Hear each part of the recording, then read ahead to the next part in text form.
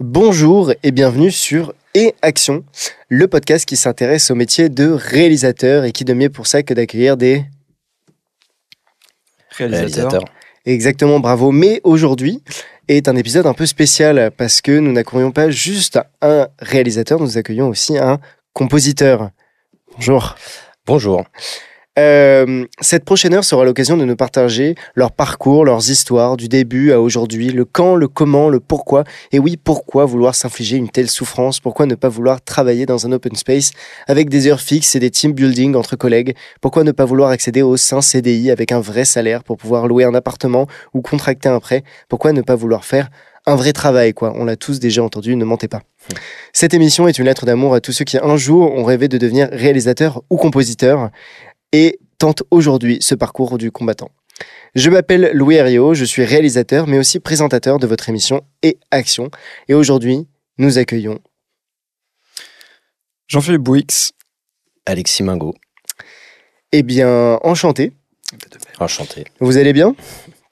Bah écoute, super. Là, il fait beau pour une fois à l'extérieur. C'est fort agréable. On peut sortir les bras nus et c'est cool. Ouais, mais attends, ce soir, il va pleuvoir, c'est sûr. Très bien, très bien. Ok. Et donc, vous êtes... Présentez-vous, allez-y.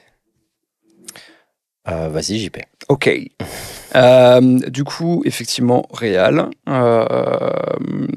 J'ai pas mal fait de choses depuis plusieurs années. Mais je bosse aussi dans le jeu vidéo. Là, on parlait des open space et des donc horaires, tu connais. Je connais aussi. Voilà, en tant que directeur artistique chez Focus Entertainment. Ok. Et voilà. Ouais, mais moi, Alexis Mingot, 36 ans, la moitié de ma vie déjà passé à faire de la musique de film. Voilà, compositeur plutôt qui vient du classique, du conservatoire et qui s'est émancipé de ça petit à petit. Et voilà, Ok. je pense qu'on pourra en reparler. Donc, plus tard. oui, exactement. Et donc, aujourd'hui, compositeur et réalisateur, c'est vos métiers. Vous gagnez votre vie comme ça. Alors pour moi, c'est en passe de le devenir. D'accord. C'est-à-dire que c'est fluctuant en fait. On peut pas dire tous les ans, voilà, je gagne tant, etc.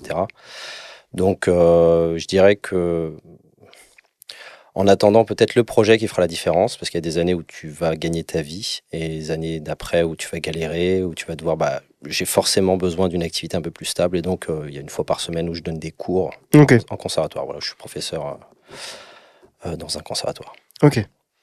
Et ouais, pour ma part, le boulot de réal, en fait, il est un peu... En soi, il est quotidien, parce que je dirais que quand même 70% de mon temps, là, c'est dans le JV depuis quelques temps. Ok. Sur la création de bandes annonces, de cinématiques pour certains jeux également. Donc là, on est sur d'autres styles de tournage, puisqu'ils sont tous virtuels. Ok. Mais bon, ouais, entre la publicité, un peu de corpo, il y a quelques années quand j'étais pas à Paris. Donc ouais, non, je dirais que là, le boulot de réal, il est quotidien. Après, Ok. le réal de fiction et notamment de genre, c'est plus compliqué. On aime. Eh bien, écoutez, on va commencer. Et donc, je vais commencer par une première question. Cette question, elle va être un peu à nuancer parce qu'on a en face de nous un compositeur. Mais d'où vous est venu l'amour de votre passion?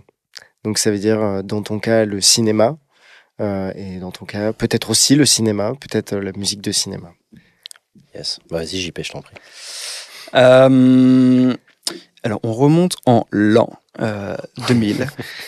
Non, en vrai, je crois que c'est ça.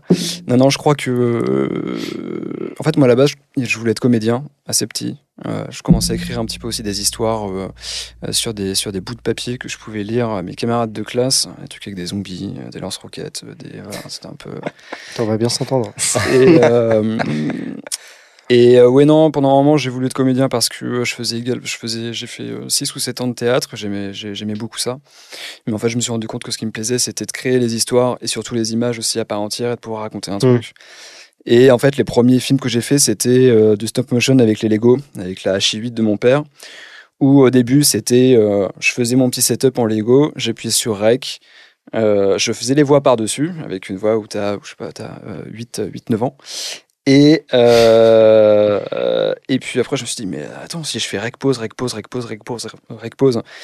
je peux faire avancer le bonhomme et personne ne le verra. Et je me suis dit, mais j'ai inventé un truc. Et non, ça s'appelle le stop motion. Voilà.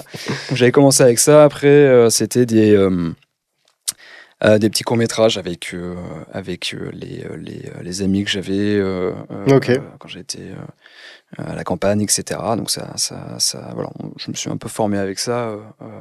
D'accord, donc c'est toi, t'es passé par le fait de vouloir devenir acteur, et puis petit à petit, ça a dérivé sur raconter des histoires. Ouais, c'est ça. Et puis le tout, en fait, même les posters, j'adore ça. J'adore en voir, j'adore en faire aussi. Mais toute l'imagerie en fait qui tourne autour du film en lui-même et la manière dont on peut le montrer que je trouvais vraiment intéressant. La volonté d'être comédien a été assez rapide. Ok. Ouais. Ok. Et toi, Alexis? Alors, moi, c'est un événement un peu inattendu qui m'est arrivé. C'est après, enfin, je dirais pendant une séance d'un film de divertissement américain des années 90 qui s'appelle Cœur de Dragon. Oh oui. Voilà, pour ceux qui connaissent et qui peuvent même chanter le thème. Je suis sûr qu'au fond de vous pouvez le chanter direct tellement c'est un thème marquant. Et en fait, à la fin du film, voilà, désolé, je vais spoiler, mais il y a quand même le dragon qui meurt et donc une amitié qui se brise. Je me suis mis à pleurer en fait. Tu vois, je sors de là, mon père me demande pourquoi tu pleures, tout ça. Bon. Et je lui dis, je sais pas, en fait, je sais pas pourquoi je pleure. Et petit à petit, la vie se passe. Et puis, je me rappelle de ce film, je le revois en VHS plusieurs années plus tard. Et je me rechante ce thème et je me dis, mais en fait, je sais pourquoi j'ai pleuré. J'ai pleuré à cause de la musique. Ou en tout cas, en grande partie à cause de la musique. C'est comme ça que je l'ai identifié, tu vois, à 8-10 ans. C'est l'âge que j'avais à cette époque-là. En même temps, elle est vraiment charmée, la musique. Ah bah ouais. Puis voilà, je peux te la chanter à n'importe quelle heure du jour, tellement qu'elle m'a marqué, tellement que le thème est beau, tellement que le thème est bien construit, parce que contrairement à ce qu'on peut penser, un thème, c'est pas un truc au hasard comme ça. Un thème, c'est une construction mathématique et géométrique. Moi-même, je dirais, j'ai des théories là-dessus, tu vois, où les compositeurs conscients de ça vont aller prendre, si tu veux, des morceaux, un thème, c'est une construction, si tu veux. Tu as des briques dedans. Ouais, bien sûr. Ils vont aller prendre des briques de thèmes, souvent de musique classique ou romantique, ce qu'on appelle la musique classique, une musique qui est en dehors de supports visuels ou autres, et qui vont les assembler entre eux. Alors, soit de manière consciente, soit de manière inconsciente. Et ça va donner des thèmes qui ont des racines profondes, si tu veux, dans l'inconscient collectif, et donc qui vont marquer. Tu vois, un thème se construit un peu comme ça, quoi. Ouais, genre qui est connecté à une émotion qui va te... Voilà, une émotion qui est quasiment de l'ordre de la transmission de la tradition, je dirais, culturelle européenne ou autre, où tu vas savoir que, ah tiens, cette accroche-là, bah, c'est un opéra hyper connu de Wagner, ou alors ça va être tel truc dans les planètes de Holst, ou ça va être dans les grandes œuvres, si tu veux, qui ont marqué l'histoire culturelle européenne. Si tu veux. Et c'est ça, là, le génie de certains compositeurs, c'est d'arriver à les prendre les briques, de les prendre de manière consciente ou inconsciente, de les mélanger et d'en ressortir, si tu veux, des grands thèmes, des thèmes qui deviennent intemporels et qui marquent au fin fond des spectateurs qui viennent écouter, voir les films. Donc c'est vrai que c'est tellement une part importante dans un film, la musique. Je veux dire, c'est l'émotion, elle est transmise par les acteurs, la mise en scène, mais parfois il n'y a rien à l'image et juste la musique. C'est clair. Je sais pas si vous voyez Koyanis Katsi, ce que c'est. Ah oui, bien sûr. Ouais. Avec, non, tu vois pas ce que c'est? Non. Philippe Glass. Ouais. Exactement. Koyanis Katsi, franchement, il n'y a pas d'acteur, les images sont belles, mais franchement, la musique est tellement parfaitement en accord avec les images, ça véhicule tellement d'émotions, enfin, c'est impressionnant. Et ben, tu sais, c'est marrant que tu parles de ce film-là parce qu'il y a 4 ans, j'étais prof d'une classe de musique de film à Enghien-les-Bains, et avec mes élèves, on a complètement refait la bande originale de ce film. Alors, énorme. C'est pas moi qui voulais le faire au début, puisqu'on m'a dit, mais tu vas refaire la bande originale de Koyanis Katsi pour faire une projo et tout dans la grande salle à Enghien et tout. Je fais, mais vous êtes fous, quoi. Je peux pas refaire. C'est un chef-d'œuvre, tu vois, la musique, quoi. Et donc, on s'y est collé, et on a réussi. On a fait quelque chose, tu vois. Mais cette musique, elle est incroyable. Le film est incroyable. Et j'encourage chaque personne aujourd'hui chaque personne qui écoutera ce podcast à revoir ce film et à se poser toutes les questions qu'il aura à se poser. Ça, c'est personnel, mais en tout Encore cas, très actuel. C'est incroyable. C'est incroyable. Film de fou. Ouais. Attention, hein, c'est pas un film qui est forcément qui est très abordable. C'est quand même un film où il n'y a pas de dialogue, c'est pas un documentaire, il n'y a pas de voix. C'est uniquement des images avec une certaine chronologie, avec un certain, il y a quand même un fil conducteur, mais qui est pas communiqué. Tu passes d'une plage avec derrière une centrale nucléaire, tu vois, où tu as des gens qui sont en train de se faire bronzer, tu vois, sur la plage. Tu vois la personne se bronzer, tu vois ça dézoome, et puis tu vois la centrale nucléaire derrière. Ensuite, le plan d'après, une fabrique de saucisses industrielles où tu vois, tu as l'impression qu'ils fabriquent des saucisses en plastique.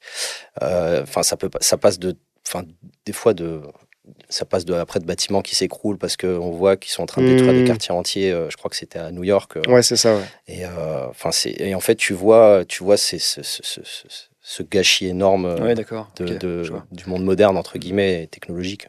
Et t'avais quel âge quand t'avais vu Cœur de Dragon ? 8 ans.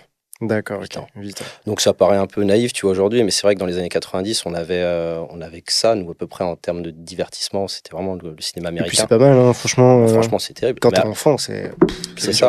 Mais des fois, ouais, voilà, exactement. J'ai eu le Roi Lion après aussi. Toi, d'ailleurs, c'est JP, toi, c'est quoi le film qui t'a un peu marqué, qui a un peu changé, tu vois En fait, j'ai des choses qui m'ont marqué en étant...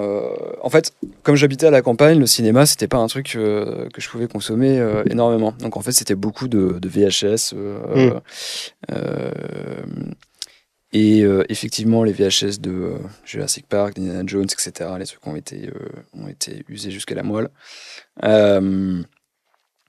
Surtout parce que j'étais terrifié par Indiana Jones quand les mecs sont en train de fondre sur l'Arche perdue ou dans le troisième. Et en fait, c'est assez étrange, mais le film qui m'a marqué le plus en tant que gosse aussi au cinéma, c'était le Spider-Man de Sam Raimi.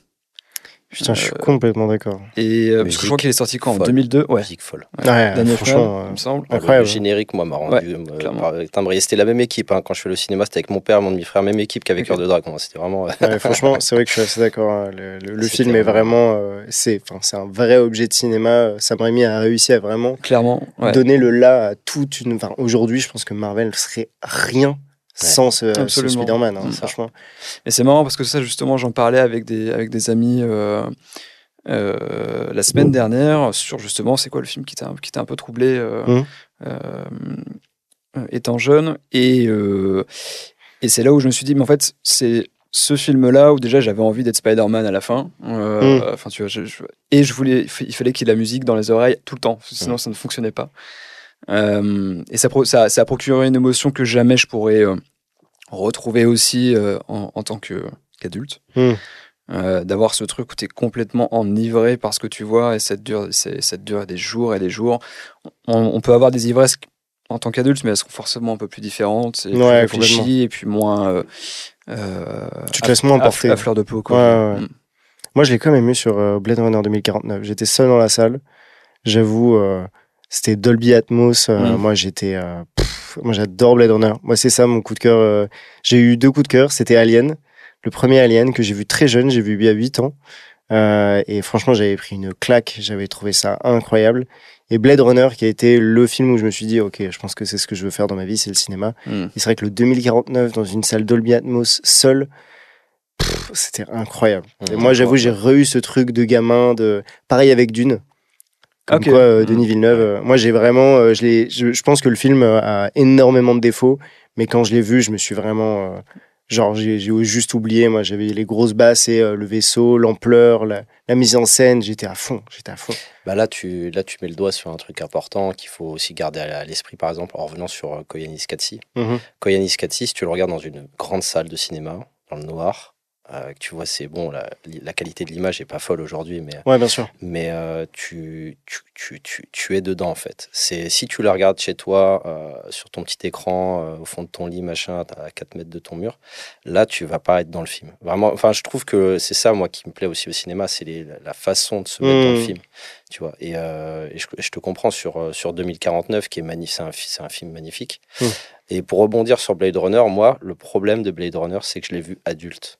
Je l'ai vu longtemps. Le premier ? Ouais, je l'ai vu trop tard, Blade Ouais, Runner. je sais. Tout le monde me dit ça, c'est terrible.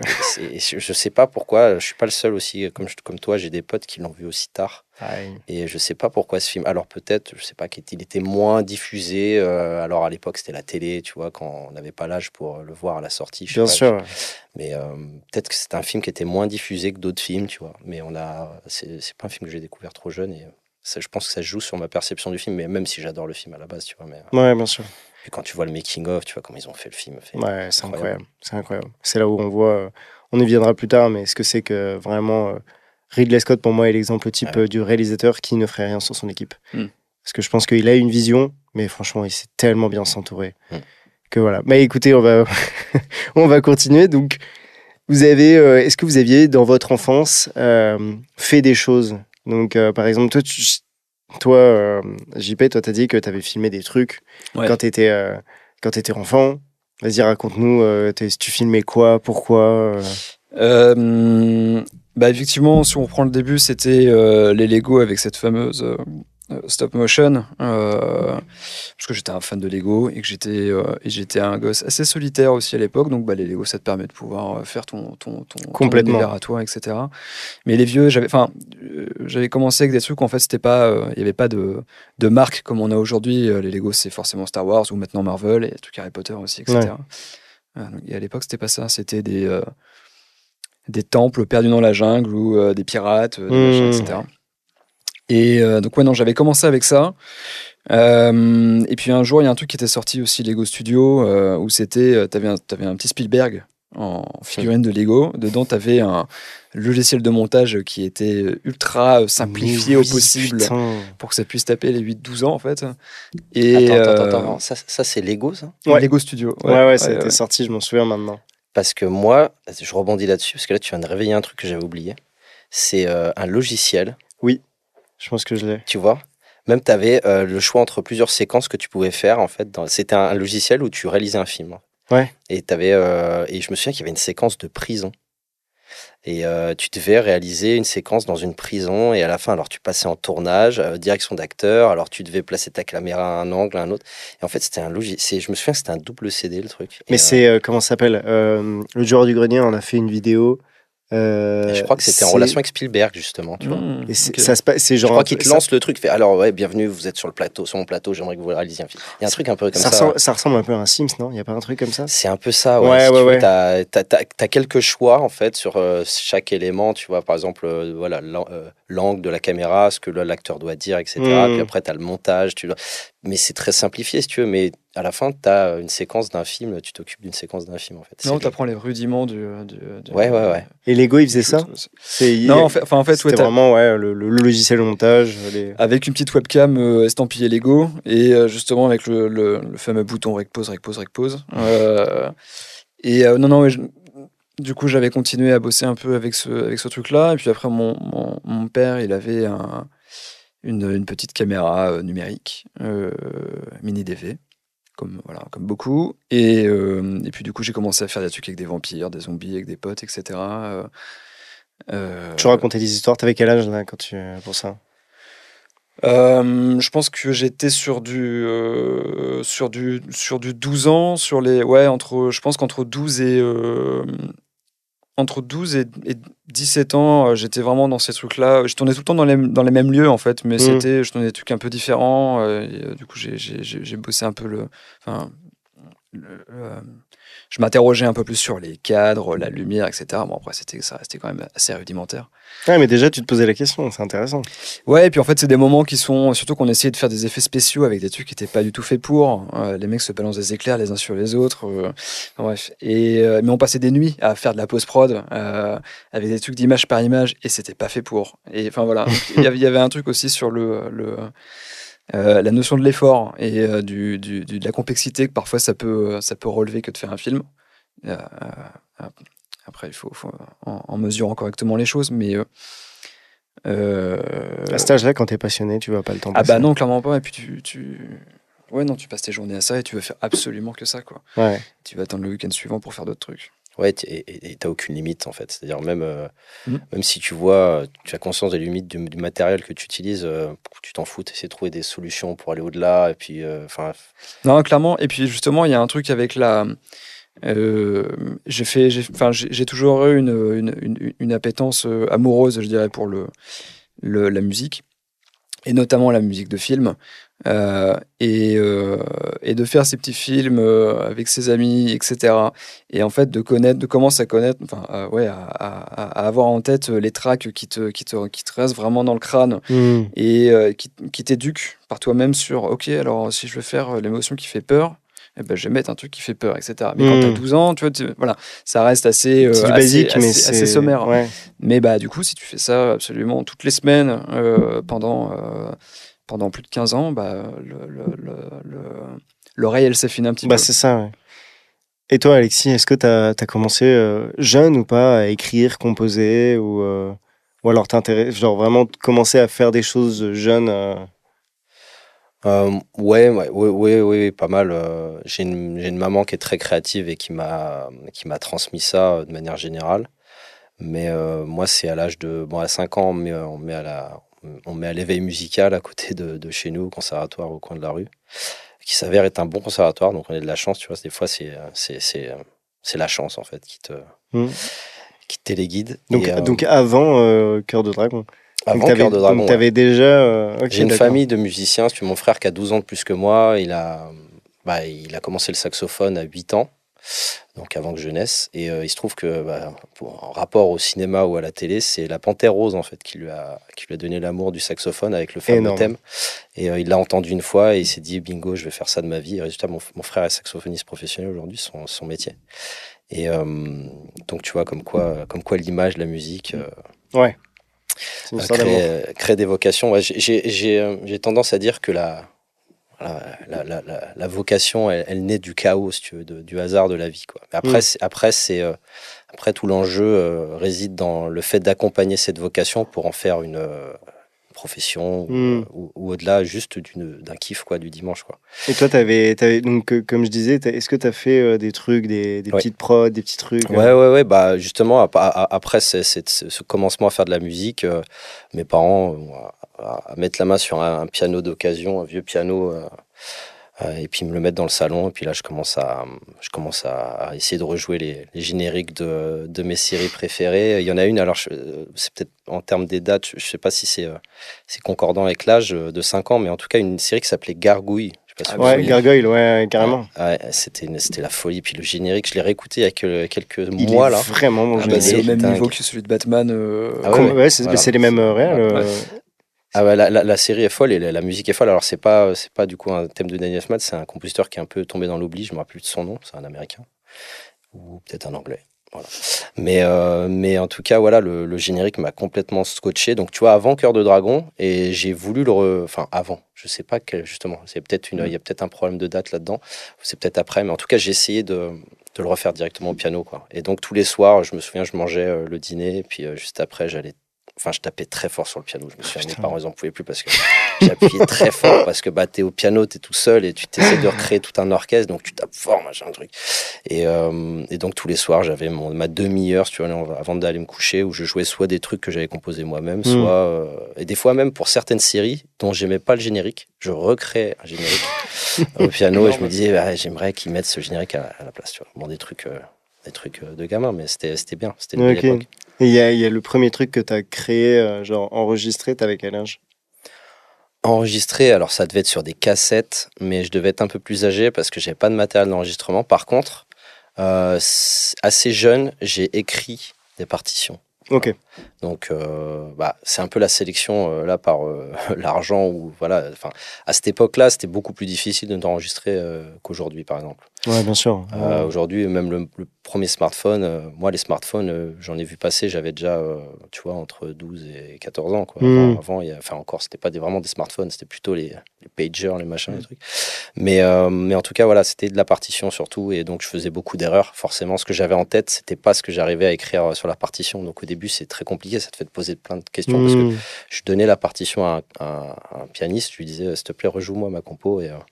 Et c'était pas du tout ce que j'avais dans la tête, ce que j'avais joué jusqu'à présent. Donc, bref, c'est les débuts, justement, t'apprends. C'est un peu comme toi, tu vois, avec les limites. Moi, c'était les limites de mon savoir-faire musical. Bah ouais, je veux très bien. Et voilà. Okay. C'est là où c'est vachement intéressant, justement, sur toute cette construction. En fait, c'est que des erreurs. Enfin, Bah, la vie, c'est que des erreurs. Sinon, il n'y a pas de vie, quoi, tu vois. Ça n'avance pas. Mais c'est vrai que c'est souvent, quand t'es enfant, tu fais des trucs. Et tu le fais et t'es là genre putain c'est génial ce que je fais. Et là tu le regardes génial. Et tu fais c'est pourquoi ça ressemble pas ouais mais en même temps tu sais ce que j'avais en tête. Ouais et puis en même temps si le jour d'après en revoyant ton travail tu disais pas non c'est pas terrible en fait je vais faire c'est que t'es au même point que la veille, tu vois. C'est un peu... On se trouve génial la veille et puis le lendemain, on se trouve horrible, quoi. C'est un peu la base, justement, de l'évolution. Et, on regarde ce qui va pas et puis on essaie de faire... c'est ça, de pas refaire les mêmes erreurs. Ce qui fait qu'on est toute sa vie frustré, mais... ça, c'est vrai. Ouais, c'est vrai. Ça, c'est vrai que je pense... le jour où on aura un film ou alors un projet qu'on va voir et se dire... c'est parfait. Je pense qu'il va falloir se poser des questions. Ouais, il y aura peut-être une remise en question. Ouais. Je pensais un peu ce qui se passe pour certains réals qui ont, on leur dit, genre, fais ce que tu veux, qui se retrouvent à faire des films où tout le monde est là. Qu'est-ce qu'il a pris, mais genre, franchement, c'est. Tu sais, t'as des gros réals qui finissent avec des budgets de malade pour des films et tu te dis, mais qui a mis autant de thunes là-dessus? Et tu vois qu'il est tout puissant parce que le scénario il l'a écrit, personne n'est repassé dessus. Voilà. Il voulait exactement un truc et tout ça. Et c'est souvent les films qui font un peu redescendre la carrière de certains réals. Mais oui, effectivement, le jour où on trouve que tout est parfait, remettez-vous en question dans tous les domaines, hein, que ce soit. Si vous trouvez que vous êtes parfait, bon, il y a un souci quand même. C'est sûr. Ouais. Mais voilà, et donc petite question, comment est-ce que vous aviez planifié un peu vos carrières? Vous saviez déjà que donc, vous vouliez être réalisateur, compositeur. Toi, j'ai l'impression que tu avais déjà un pied dedans dès l'enfance. Mais comment est-ce que vous aviez un peu planifié ce truc? Vous vous êtes dit, c'est quoi les prochaines étapes pour arriver à devenir réalisateur ou compositeur? Vas-y, JP, je t'en prie. Passe avant moi. En fait, j'ai l'impression... Il y a un truc un peu pas malsain, mais on est réel quand on fait des films. Enfin, tu vois, il y a un truc où si je fais... Là, entre mon précédent cours et celui qui vient d'être terminé, alors oui, j'ai fait pas mal de pubs et des live action pour du JV, en l'occurrence, du jeu vidéo. En tant que réal, mais là où moi je me sens réal, c'est quand je suis quand je suis entouré par une équipe que j'ai choisie, avec des gens qui soutiennent ce que tu as écrit. Là en l'occurrence, parce que il y a je m'étais occupé du scénario. Et c'est là où je me sens vraiment réal, avec les 6 mois après qui perdurent. Et t'as fait des... post-prod, quoi. Pour en arriver là, t'as fait... La question s'axait sur est-ce que tu as fait une école? Quelle étape en fait tu as suivi pour en arriver là? Est-ce que par exemple certains ont fait des écoles, d'autres ont autodidacte, petit à petit, grandi. Ouais, très clair. Autodidacte du coup là-dessus. En fait, à partir de 14-15 ans, je voulais faire ça, créer de l'image, en tout cas, voilà, faire des choses. Donc j'ai fait énormément de clips, beaucoup de rock, de punk, etc. Oui, je me suis beaucoup entraîné avec ça, et en parallèle j'étais à la fac, j'ai fait 3 mois de droit, j'ai fini mon année en faisant un premier vrai court-métrage qui était finalement pas un vrai court-métrage. T'avais quel âge là? 18. Ok, d'accord. Donc en fait j'avais complètement séché les cours parce que ça m'intéressait absolument pas. Mais pour les parents, il fallait quand même faire un truc, et ils ont toujours soutenu le projet du bonhomme. Donc ça c'est cool. Voilà, faire des films, il n'y avait pas de souci. Mais il fallait, voilà. Donc en fait, j'ai fait une licence de com à Angers. Mais en gros, j'avais déjà, parce que c'était le début de l'auto-entrepreneuriat aussi, je crois, peut-être que ça avait commencé un petit peu avant. Et je dis, bah non, mais moi, je vais juste aller au truc obligatoire en étant à la fac. Je dis pas que c'est un exemple qu'il faut suivre. Je dis ce qui était le cas. Mais, Les enfants, n'écoutez pas. c'est ça. Mais non, non, j'allais uniquement au truc, enfin, au cours obligatoire. Et les autres cours, je les passais à écrire et à faire des clips quand j'étais au Mans ou à Rennes. Enfin, voilà, plutôt au Pays de la Loire, quoi. Et, et aller sur tous les stages que je pouvais avoir dans mon cursus universitaire, je les faisais soit dans une boîte de prod, soit sur des plateaux, ou en tout cas j'essayais de faire les deux en même temps sinon, pour essayer de voir un peu comment les choses fonctionnaient. Et ça c'était la meilleure école. Donc en fait j'ai juste fait cette licence là de com.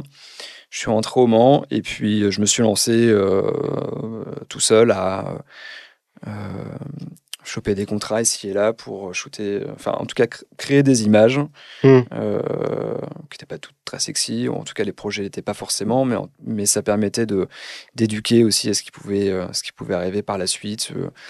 Là en étant dans le JV, en faisant des trucs un peu plus gros aussi au fur et à mesure. Et t'avais, quand tu disais à partir de 14-15 ans, je commençais à faire des clips. Vraiment? Non, c'était plus tard. Non, 14-15 ans, on était sur les courts-métrages. Ok. Parce que je me suis dit, putain, moi à 14-15 ans, j'étais encore un bébé. Faire des clips de punk à 14-15 ans, je me suis dit. Non, ouais, c'était arrivé un peu plus. Non, non, ça Ok, c'était ok, arrivé ok. un peu plus tard. Mais après, j'ai toujours, parce que j'avais toujours côtoyé des gens plus âgés que moi, et surtout dans le milieu punk.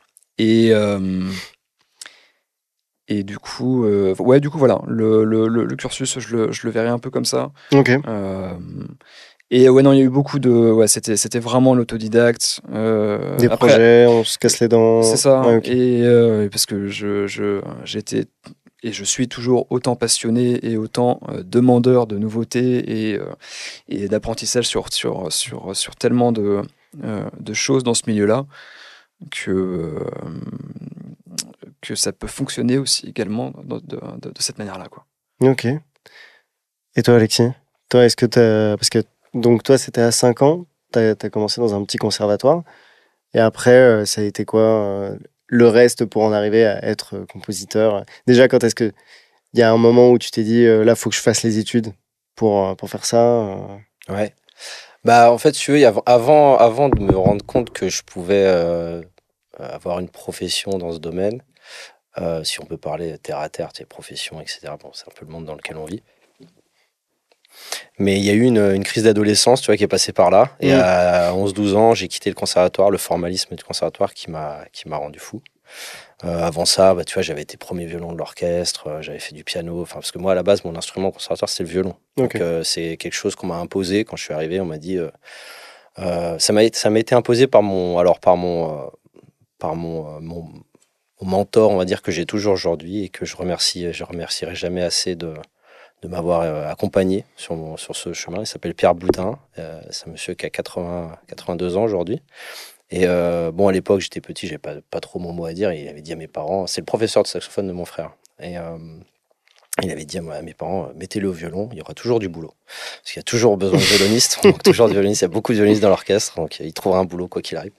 Parce que moi, je voulais faire du piano et des pianistes, bah, si tu joues un Ouais. concerto pour piano, t'as un pianiste et puis il faut être le meilleur, quoi. Ouais. Donc bref, mais en tout cas, je commence le violon, je fais voilà tout ça, et au bout d'un moment, je pète un câble parce que c'est pas ce que j'aime, et voilà, je suis un peu rondouillard à cet âge-là. Le violon, faut rester debout, faut se tenir droit, tu vois. Enfin, je sais pas du tout, c'est pas du tout mon personnage, quoi. Je suis pas dans Mm. mon personnage. Et bref, et puis c'est très cadré, il y a très peu de place à la créativité, enfin surtout à l'époque. Maintenant, ça a pas mal changé, mais donc 12 ans, j'arrête pendant un an. Et mon frère, qui lui est en train de préparer le CNSM de Paris, rentre au CNSM de Paris en saxophone, etc. Bon, pour ceux qui ne connaissent pas, c'est la plus grosse institution française de musique. C'est extrêmement difficile d'y rentrer. Voilà, c'est le projet d'une vie, quoi. Si tu veux faire Ok. le CNSM et en sortir victorieux, faut faire que ça, quoi. C'est en partie pour ça que moi, je ne l'ai pas fait. Parce que Ok. voilà, plus tard... je me suis posé des questions, j'ai même essayé d'y rentrer en direction d'orchestre et ça a pas. Je me suis dit non, je suis pas en phase avec ça C'est pas ton personnage, quoi, comme ouais, tu disais. exactement. Ah, ok. De passer 1 an à préparer le concours et puis après de passer 5 ans focus uniquement là-dessus. Je me suis dit non, j'ai tellement besoin d'explorer le cinéma, la musique de film. Et donc ça s'est arrivé un peu plus tard, mais là j'ai sauté un chapitre. Mais tu vois, à 12 ans, je claque la porte, mon frère vient me voir, il me dit, au bout d'1 an, il me dit alors, qu'est-ce qui se passe là? T'as 13 ans, ça fait 1 an que t'as arrêté. Et là je lui dis bah ça me manque, tu vois. J'ai besoin de le faire. J'ai besoin de retourner à ça, quoi. Donc, je continue à faire du piano tout seul, tu vois. Et puis là, petit à petit, je reprends pied. Je reprends des cours avec une personne qui vient me donner des cours à la maison, tu vois. Et petit à petit, je vais dans des groupes. Ça commence par le rock, ça continue par le funk, le jazz, le blues, etc. Et au bout d'un moment, donc je compose, on fait des classiques, on fait des choses comme ça avec ces groupes-là, mais je compose aussi des pièces pour ces groupes. Et au bout d'un moment, je me trouve limité, si tu veux. Et je me dis non, ça va pas, là, faut que je retourne aux sources. Et à 16-17 ans, je retourne au conservatoire. Et là, je me dis, voilà, cursus de composition. Alors, les cursus de composition en France, à l'époque, c'était essentiellement de l'écriture. Donc, c'est là où tu apprends à écrire dans les styles, par exemple, de Bach, après de Mozart, Beethoven, Schumann, Wagner, etc. Bon, tu égrènes tous les grands compositeurs marquants de l'histoire de la musique. Et puis après, tu apprends les styles, le contrepoint, les choses comme ça.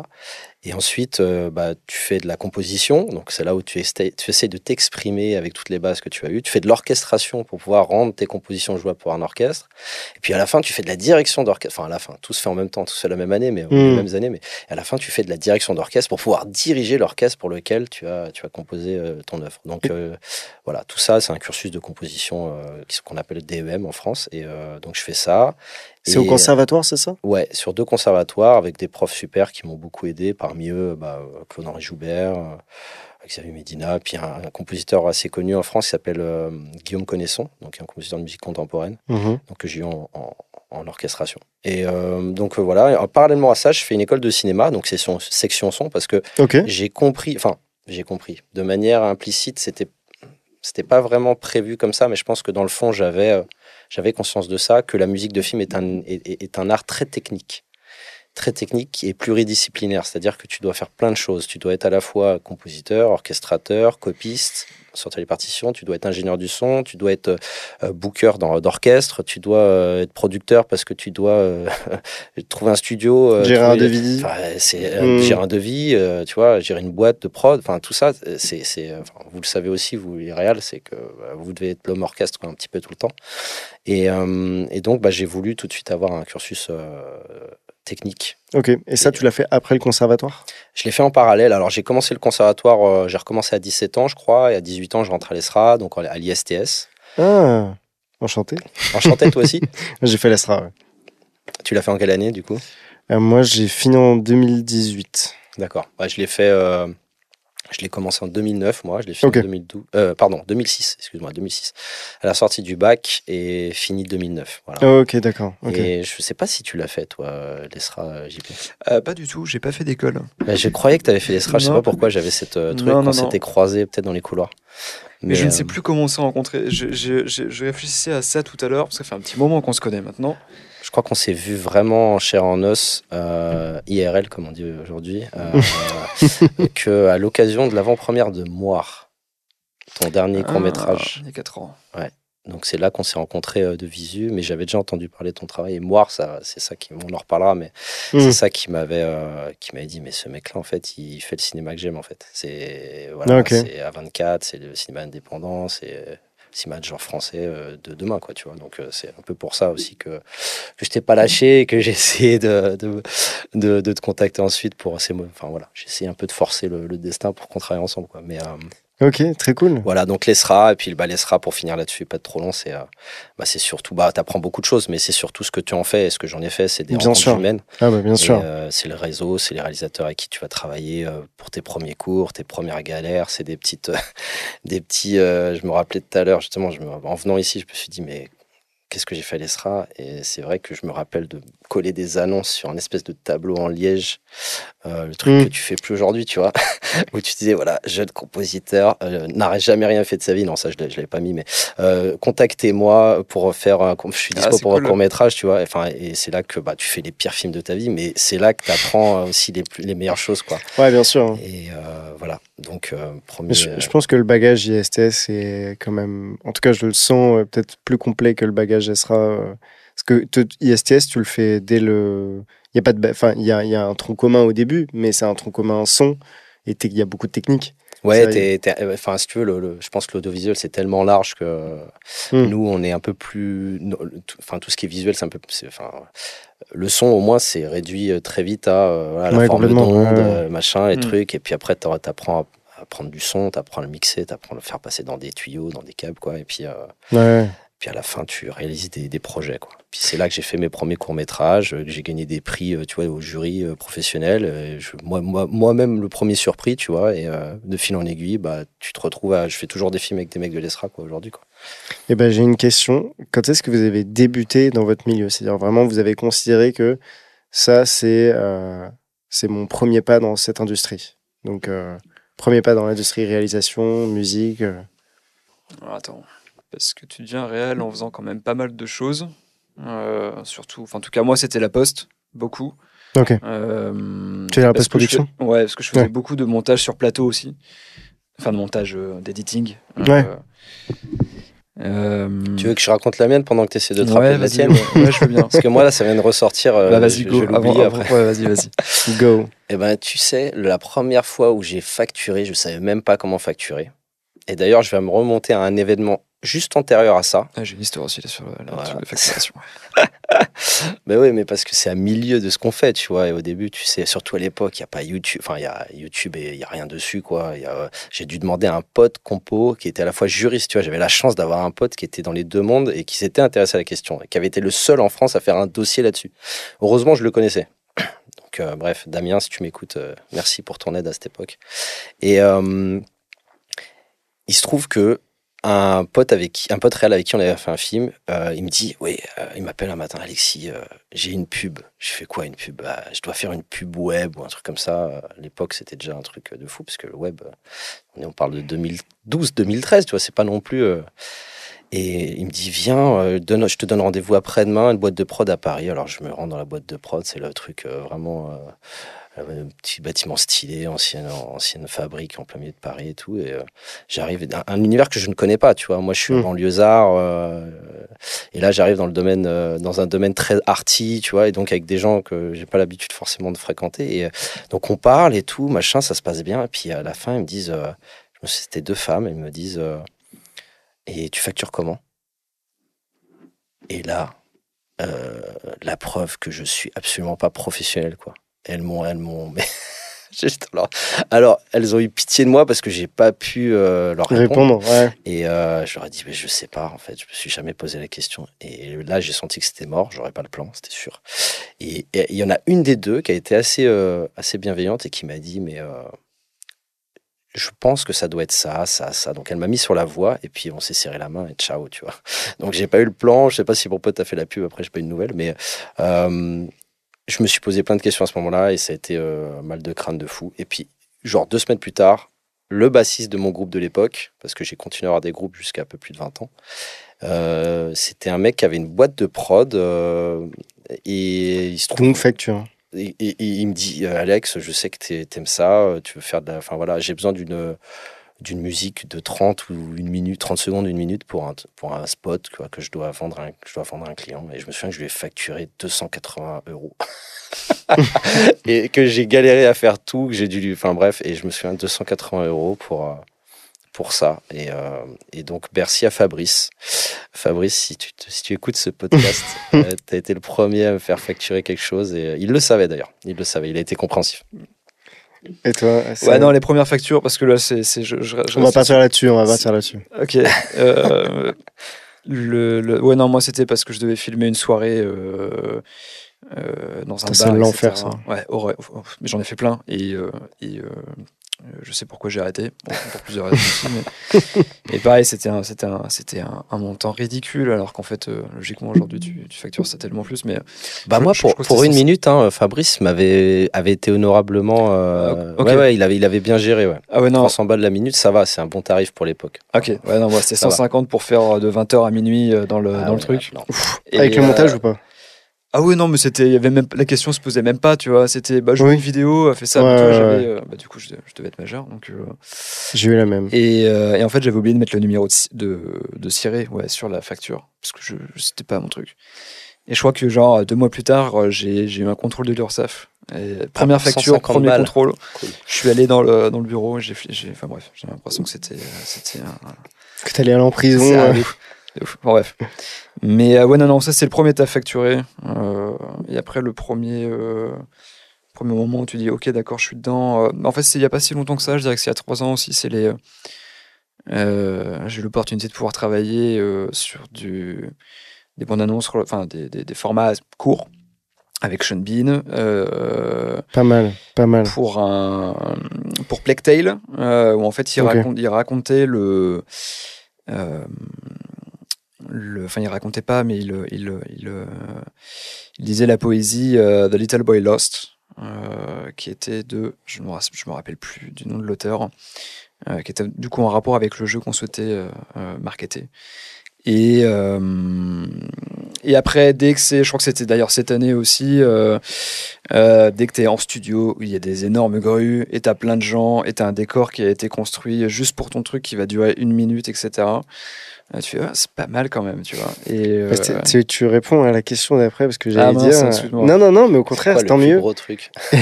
C'est quoi ton premier vrai projet? C'est ce que tu sens au fond de toi comme étant le premier projet où tu fais. Ok. Tu vois ce que je veux dire? Ouais, carrément. Effectivement, moi, mon premier cours, en tout cas celui que je considère dans la ligne éditoriale que je souhaite défendre et sur laquelle je travaille aussi aujourd'hui, c'est Moire. Moire, pardon, parce que parfois on peut. Et les Moires, c'est celle qui coupe. C'est les trois sœurs, tout à fait. Les trois sœurs. Ouais. Donc ça, c'est un cours que j'avais réalisé en 2019, qu'on avait terminé en 2020, la belle année. Et c'est là où moi j'ai réussi à me dire, ok, je sais. En ce moment, je sais qui je suis dans le cinéma que je veux être et celui que je veux défendre aussi, etc. Et celui dans lequel je veux me développer. Ok. Donc là, purement en tant que réal de fiction, avec ses idées, parce que comme on a le truc très auteur-réalisateur en France, ouais. qui sont finalement pas les mêmes métiers non plus. Complètement.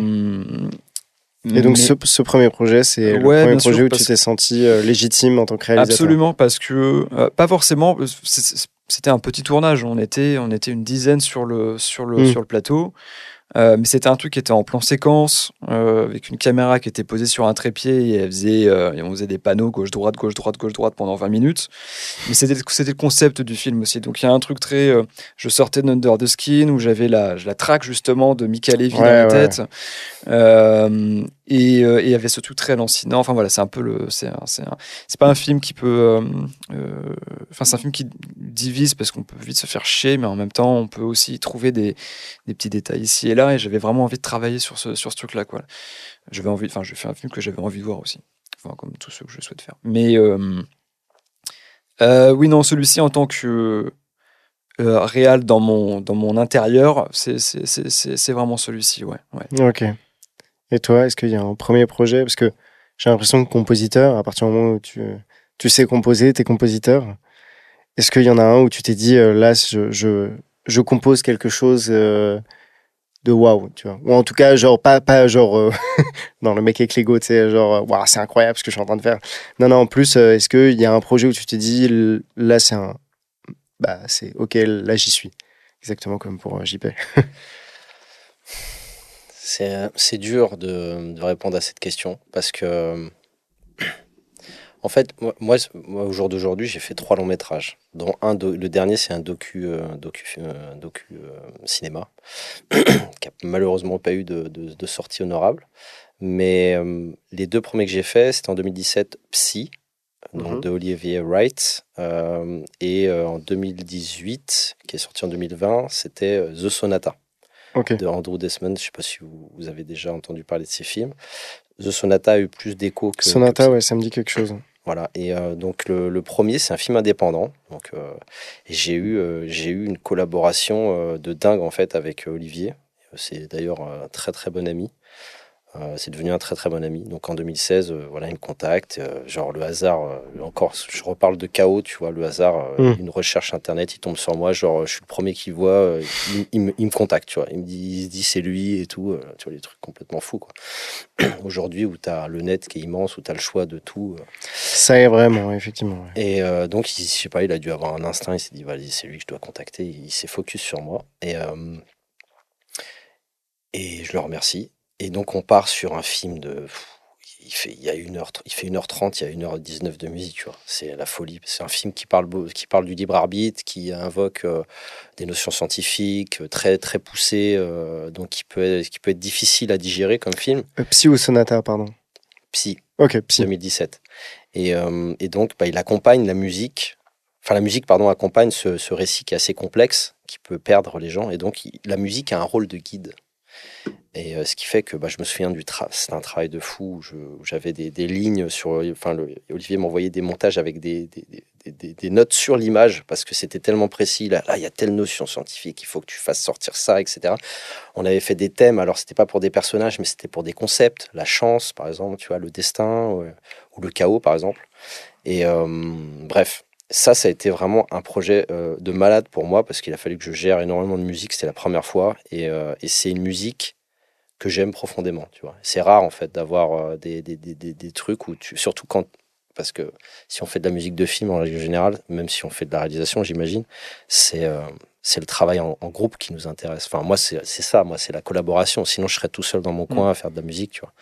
Et je pense que, naturellement, quand tu arrives à faire une musique que tu ressens comme tienne vraiment à 100% et totalement en accord avec les images et tout. Et puis tout ça est né d'une collaboration où, tu vois, avec Olivier, on s'aime beaucoup. On est vraiment très très bon amis. En fait, la musique derrière, tu la considères comme, je sais pas, un membre à part entière de toi, quoi. Et donc c'est vraiment un souvenir très fort musicalement. Puis après, le film où vraiment j'ai eu plus de moyens, où on m'a fait confiance, même si bon, il a fallu que je prouve des choses au début de la production pour avoir ces moyens-là et qu'on m'autorise à faire cette musique. Du coup, c'est sur The Sonata, donc c'est un film avec Simon Abkarian, avec Rutger Hauer, on parlait tout à l'heure de Blade Runner, voilà. Damn. Et donc j'ai eu la chance de bosser sur ce film-là, qui est une coprode Amérique, anglais, russe et français. Et donc film de genre, film fantastique et film axé sur la musique. Ok. Puisque l'idée, c'est le pitch, c'est donc une violoniste virtuose qui retrouve peu à peu ses racines d'un père qu'elle croyait mort, enfin disparu.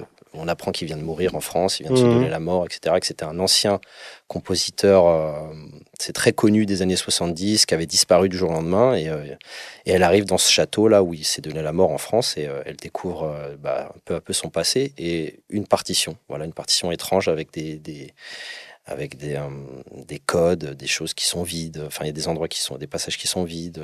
Il y a une sorte d'énigme à résoudre, si tu veux, avant de pouvoir la jouer. Et quand elle va la jouer, il va se passer des trucs. Voilà. Et d'ailleurs, petite anecdote en passant, ce film a été plagié récemment par un film qui s'appelle The Pipe. Donc ils ont fait la même chose, mais avec une flûte. Ah oui, non, c'est une flûte, Une ouais. flûte. Drôle. Et donc, C'est pas bien. c'est Christopher Young qui a fait la musique. Et je sais pas si vous savez, enfin, c'est Spider-Man 3, Christopher Young, c'est Drag Me to Hell et Hellraiser. Ah ouais, quand même. Donc, c'est un super compositeur américain. J'ai été honoré d'être. Enfin, lui, il m'a pas plagié. J'ai écouté, ça n'a rien à voir. Mais en tout cas, j'ai été honoré de bosser sur un film qui a été plagié, dont le compositeur est Christopher Young. Mais voilà, donc gros moyen pour ce film à la musique. On a pu enregistrer avec l'Orchestre National d'Île-de-France, que j'ai dirigé d'ailleurs. Et c'était une expérience de dingue. On l'a mixé en Allemagne. Enfin, aussi bien sur la pression que sur les moyens, que sur la collaboration avec Andrew, qui était géniale. Voilà, on est enfin, encore une fois, tu vois, un projet où je suis devenu très ami avec le Real. Parce que je pense que dans le fond, Parce que ça se passe bien, toujours. Ouais, mais je pense qu'au-delà de ça, moi en général, je suis un mec, je suis plutôt facile à vivre, tu vois, mais, mais je m'adapte. Mais c'est surtout que je pense que je suis amoureux du travail des réalisateurs, en fait. Le fait de, puis peut-être parce que je suis admiratif de ce que vous faites, parce que je sais que moi, je pourrais pas le faire, mais de raconter des histoires, puis de vous aider à raconter ces histoires, de me mettre à votre service, de créer un truc ensemble, moi, c'est un truc qui me passionne. Donc finalement, quand un projet se passe bien, en général, voilà, on peut ne pas se voir pendant 10 ans avec un peu, tu vois, Olivier Wright, par exemple, je peux pas le voir pendant 10 ans. Dans 10 ans, on se revoit, on se serre dans les bras comme si on s'était pas quitté, quoi. Donc, c'est des relations très, très fortes. Et ça, c'est, je sais pas si, moi, j'ai pas fait l'armée, mais je pense que c'est les gens dans l'armée et les artistes qui collaborent, tu vois. C'est des relations qui deviennent fraternelles, tu vois, très fortes, quoi. Et toi, JP, tu disais que t'as beaucoup parlé de jeux vidéo. Comment t'en es arrivé là? Comment t'en es arrivé, en fait, à travailler dans ce milieu? De la chance, en fait, juste on m'a appelé parce que il cherchait du monde pour du montage dans cette boîte-là. Sauf qu'en fait, c'est pas vraiment du montage, puisqu'en gros, tu es un peu couteau suisse, donc tu dois gérer le sound design, les talos, et puis finalement, tu commences à toucher un peu à ce qu'on appelle Unreal Engine aussi aujourd'hui, qui est un véritable nouveau médium dans la manière dont on peut créer des images, qui est donc un moteur graphique développé par Epic. Et et puis du coup, je suis arrivé. J'avais fait 6 ans de freelance. Et puis on m'a appelé, c'est à ce moment-là où j'ai débarqué sur Paris, il y a 6 ans maintenant. Et puis après, l'évolution s'est faite au fur et à mesure, où c'est donc ce qu'on appelle être cinématique artiste. C'est tout ce qui touche effectivement au virtuel. Enfin, comment dirais-je, c'est le même taf qu'on peut faire en fait dans le live action. Alors, j'utilise énormément d'anglicisme, mais ça, c'est dû au job et c'est une horreur. C'est le jeu vidéo, j'ai l'impression que c'est beaucoup. C'est terrible. Et puis après, voilà. Aussi, hein, d'ailleurs. Oui, c'est vrai, oui. Et puis après, voilà, de fil en aiguille, on te fait confiance, on te donne des projets un peu plus gros, et puis comme le monde du jeu vidéo, c'est aussi un monde qui est constamment en mouvement sur la manière dont on souhaite communiquer, là, c'est la manière dont on souhaite raconter les histoires. Il y a forcément, il y a quand même pas mal de place dans le jeu vidéo, et les gens sont assez ouverts à la nouveauté. Donc c'est toi c'est eux qui t'ont proposé de prendre une vraie caméra, ou alors c'est toi qui a poussé le truc? En fait, non. En gros, alors moi aujourd'hui, il y a une mode où en fait sur une communication, tu as différentes bandes annonces, etc. Et quand on souhaite ouvrir le jeu à un public plus grand pour pouvoir le vendre, on va passer avec des vrais comédiens, des comédiens connus, parce que ça ouvre l'audience, quoi. Et à partir de là, c'est là où tu commences à faire des Enfin ouais, on te fait confiance, les choses s'ouvrent au fur et à mesure, les trucs sont de plus en plus gros. Et après, tout dépend des budgets qu'on te propose aussi également. Parce qu'il y a un truc un peu étrange dans ce que je fais, c'est que en même temps je suis une agence, et en même temps je suis un client, et en même temps je suis Enfin, c'est assez particulier, ouais. C'est relativement confortable, parce que du coup, ça me permet de pouvoir me poser, vraiment réfléchir à ce que je suis en train de faire, et à de quelle manière aussi les autres sont en train de travailler pour pouvoir apprendre d'eux. Et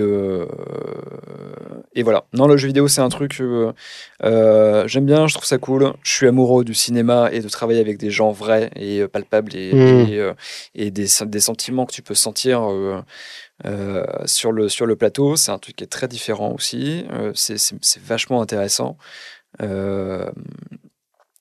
Et les deux mondes cohabitent quand même relativement sainement, je dirais. Ouais.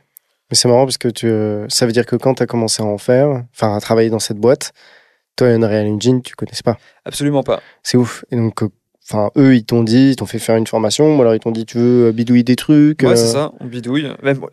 Même eux. Ouais, c'est ça. Non, mais tu vois, j'ai fait énormément de bidouilles et de trucs où tu restes à pas d'heure pour savoir comment ça marche, machin, etc.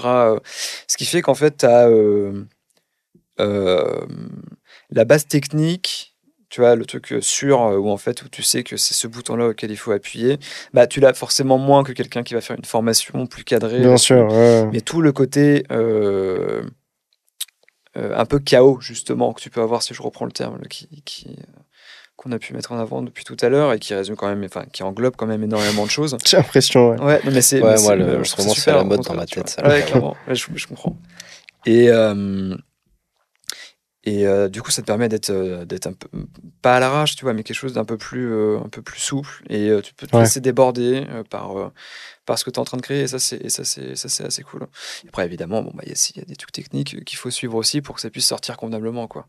Les trucs de rendu, les machins, tout ça, ça se fait partie du job aussi. Et genre là, le tournage dont tu parlais avec Sean Bean, c'est. Alors ça, c'est très différent parce que du coup, donc c'est un pur live action. Ok. Mais là, la notion de jeu vidéo, elle intervient dans le montage où en fait, tu as des images du jeu qui sont. C'était A Plague Tale Innocence qui est sorti en 2018, je crois. Je savais pas que c'était un jeu français. Je savais pas que c'était français. Monsieur de Rivière à la musique. Tout à fait. Très bon et au deuxième aussi. compositeur Ouais. que j'aime beaucoup. Non, et là, c'est juste que tu mets des images de jeu intercalées dans le. Ok, d'accord. déclamation il déclare comme c'est tu ça. dis, son poème et t'intercales avec des images, des trucs. Après, Ok. Après, enfin, voilà, ça c'était un exemple. On avait pu. Le dernier qu'on avait pu faire avec comment dire, une Rosta, dans le sens où en fait ça, encore une fois, ça élargit l'audience. C'est pas pour l'utilisation du bonhomme, quoi qu'un petit peu. C'était Jensen Ackles pour Atomic Heart, qui est un. Putain, pareil, je savais pas que c'était français. Ok. C'est pas français Atomic Heart, ça. Ah, ok. Non, c'est russe.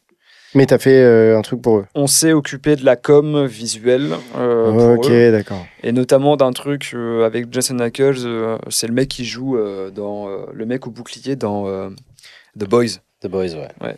Ok. Et où en fait il prend le rôle du personnage principal que tu incarnes dans le jeu. Ok. Et il défonce Ça lui va très bien. des dummies, enfin des espèces de mannequins en fait à l'effigie des ennemis que tu as dans le jeu pour montrer une petite sorcière, parce que c'était le moment où tu avais Hogwarts Legacy qui sortait. Le jeu sur Harry Potter. C'était pour faire un petit clin d'œil de on vous casse la tronche à coups de marteau. Voilà, Nous, on est badass. C'est ça. Et, Un peu l'époque Doom, quoi. Ouais. Duke Nukem, des trucs comme ça. Exactement, tu vois. Hardcore, tout ça. Donc voilà, ça c'est des trucs qui sont. C'est de l'apprentissage constant en fait, et ça, Ok. ça c'est vachement intéressant. Et en fait, là, quand vraiment, genre, les réalisations, quand ton court-métrage, tu te dis, bon, c'est fait. J'ai fait ça, maintenant j'ai envie de faire mon premier court-métrage, mon vrai court-métrage. Comment tu t'es dit, je vais réaliser mon premier court-métrage Bah en fait, j'avais fait des cours avant qui ont eu des micro-vies, mais qui étaient des espèces de... Enfin, pas des plagiats, mais des pâles copies de certains trucs, parce que je cherche encore un petit peu ce qui me plaisait, etc. Et, Des exercices de style. Oui. Très bien dit. Et j'ai pas copié, c'est un exercice de style. Exactement. Et puis non, je me suis dit, moi en fait, mec, vas-y, arrête de réfléchir. Dans un mois, tu fais un cours. Débrouille-toi, tu regardes ce que tu as autour de toi, ce qui est possible aussi en termes de budget, et tu fais un cours. Et fais un truc qui te plaît et fais un truc que toi tu as envie de voir aussi finalement, tu vois. Et donc du coup, 1 mois et demi plus tard, on a tourné le cours qui était, ça a pris une nuit. Hein. On a tourné 6 heures, ce qu'on avait fait plusieurs fois le plan séquence de 20 minutes. Et puis il y avait quand même pas mal parce qu'il y a de la CGI, des images de synthèse où tu as une araignée géante en fait dans un appartement. Donc ça prenait un peu de temps à préparer aussi en amont sur le set. Et après la post-prod, voilà, qui a duré 9 mois. C'était un peu long. Dès que tu travailles avec... quand on travaille avec des gens qui aussi ont un autre taf, parce que là on est sur une formule autoprod, il faut que chacun trouve le temps de pouvoir travailler convenablement sur le sujet, quoi. Et voilà. Ok.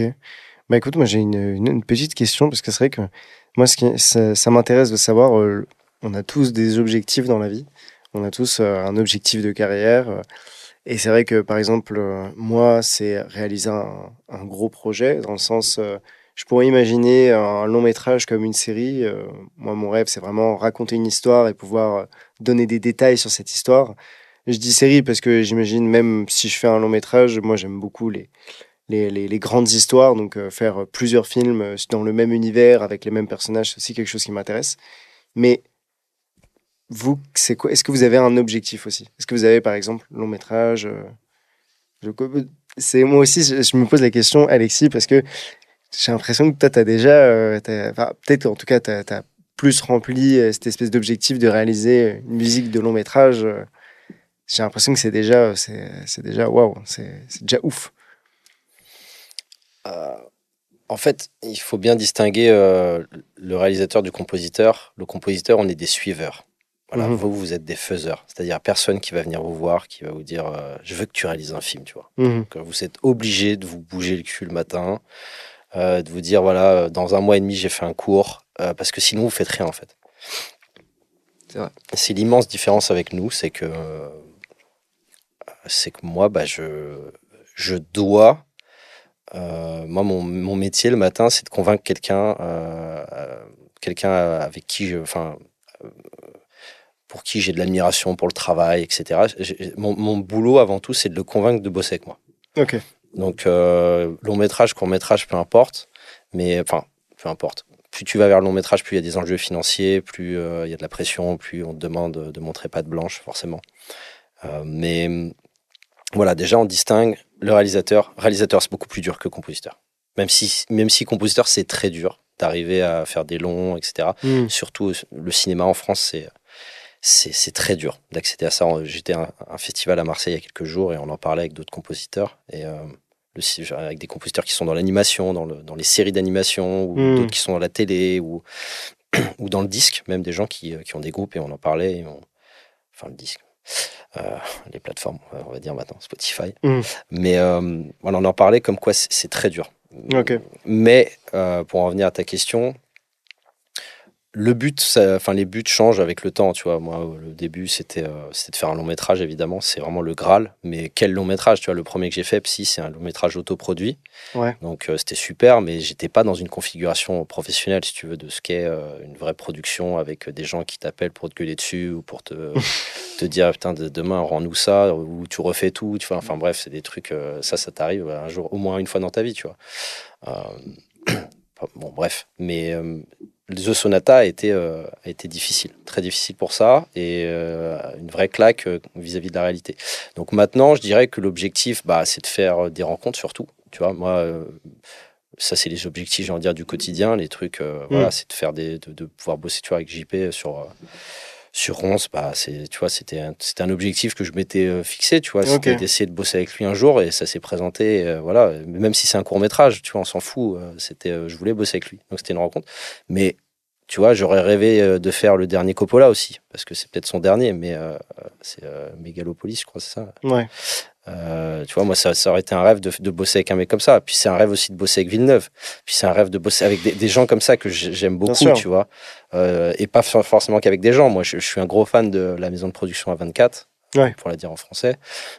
Moi, un de mes rêves, c'est de bosser un jour sur un projet A24, tu vois. Donc, c'est des trucs qui peuvent être Pareil. très divers. Ça peut être des gens, ça peut être des prods, ça peut être des styles aussi. J'ai jamais fait de science-fiction.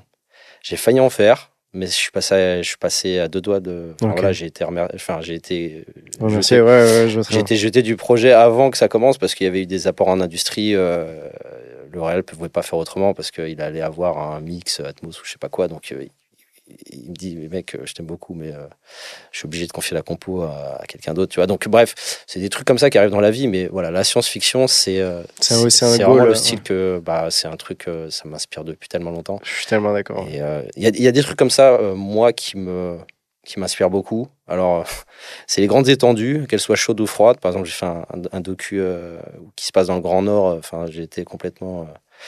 Mon cerveau était en ébullition, tu vois, je sais pas pourquoi. Le froid, les grandes étendues, le blizzard, même si le blizzard, c'est un endroit précis, mais Non, bref. mais je vois ce que tu veux Tu dire. vois. Ouais, ouais. Et la science-fiction, le vide intersidéral, Ouais, c'est clair. Complètement. ou Ouais, tout ça. ouais. Et ça, en fait, compositeur, c'est pour ça que tu as des BO de malades, Alien, enfin la Incroyable, Alien. première, la BO de Goldsmith, enfin, quand tu te balades dans le vaisseau et qu'il n'y a personne, puis tu entends ces flûtes là entières. Hmm. Tu te dis, putain, mais c'est incroyable. Le mec, en trois notes dans l'écho, là, il arrive à faire un truc, à te mettre dans une ambiance de fou.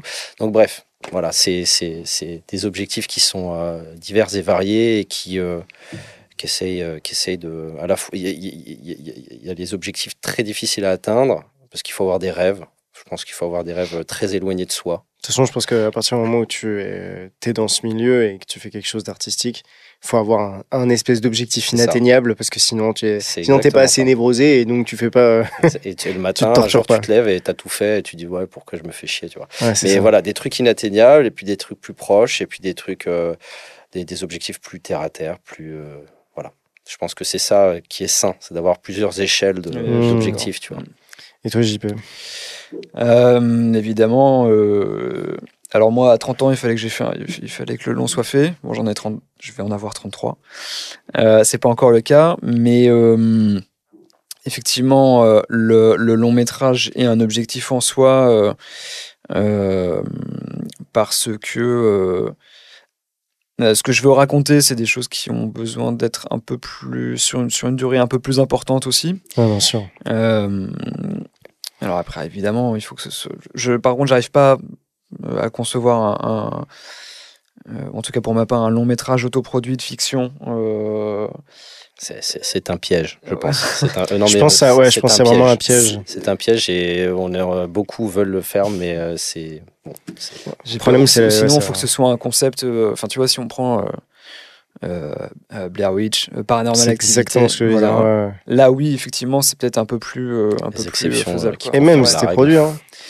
C'était produit. Ouais, il avait une boîte de prod avec... parce qu'il faisait la série... c'était quoi? C'était Catfish. Et donc, il avait une boîte de prod qui s'était créée et tout ça. Non, il avait du budget. Okay. Hein. C'est après, il avait du budget. Tu parles de Blair Witch ou de Paranormal Activity. Ouais. Paranormal Activity. Oui, c'est le faux petit, quoi. En termes de budget, c'est ridicule. $10 000, je crois, le budget. C'est 10 000. C'est 10 000. C'est le film le plus rentable. Okay. Non, mais c'est monstrueux. Genre, la rentabilité, le film, il a fait quoi? Il a fait plusieurs milliards. Un truc comme ça.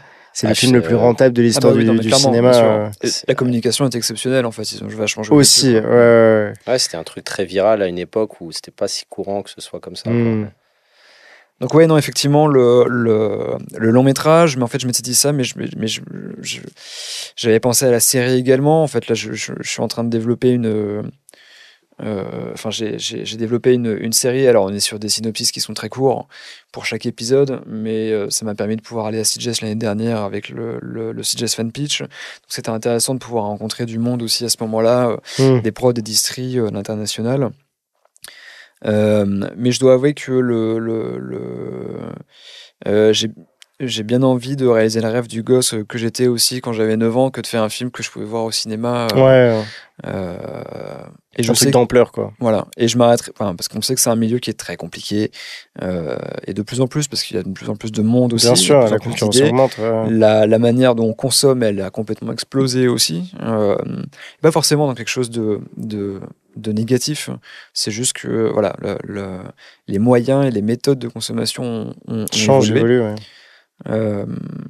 Mais non, là, l'idée, c'est que le long soit fait très bientôt et on travaille pour.